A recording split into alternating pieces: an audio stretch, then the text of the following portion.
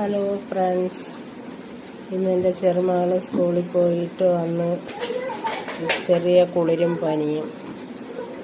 ഞാൻ ചെന്നപ്പോൾ എൻ്റെ അടുത്ത് പറഞ്ഞ്, അമ്മാമ്മ എനിക്ക് വയ്യെന്ന്.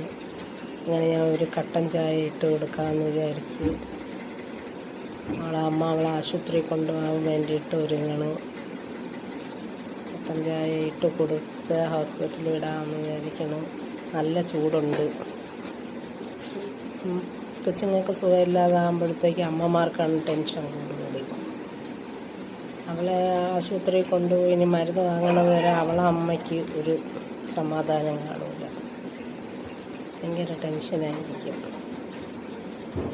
പിന്നെ ഒരു കട്ടൻ ചായ ഇട്ട് കൊണ്ടുവന്ന് പിടിച്ച് കൊടുക്കാമെന്ന് വിചാരിച്ച് കൊടുക്കാൻ വേണ്ടി പോയപ്പോൾ അമ്മ ഒന്ന് തലമുടിയും കൂടെ ചീവി കെട്ടി കൊടുക്കണമെന്ന് പറഞ്ഞു. ഞാൻ പിന്നെ കട്ടൻ ചായ കൊണ്ടുവന്ന് കൊടുത്തിട്ട് പിടിച്ചിളകി വെള്ളം കൊടുത്തു. ഞാൻ പറഞ്ഞു, മോൾ എഴുതിയെന്ന് പറഞ്ഞ് എണീച്ച് ഒന്ന് വെള്ളം കൊടുത്തു. പിടിച്ചപ്പം പറഞ്ഞ തലമുടി കൂടെ ഒന്ന് കെട്ട്, ഞാൻ ഹോസ്പിറ്റലിൽ കൊണ്ടുപോയിട്ട് വരാമെന്ന് പറയുന്നു. അങ്ങനെ അവർക്കൊരു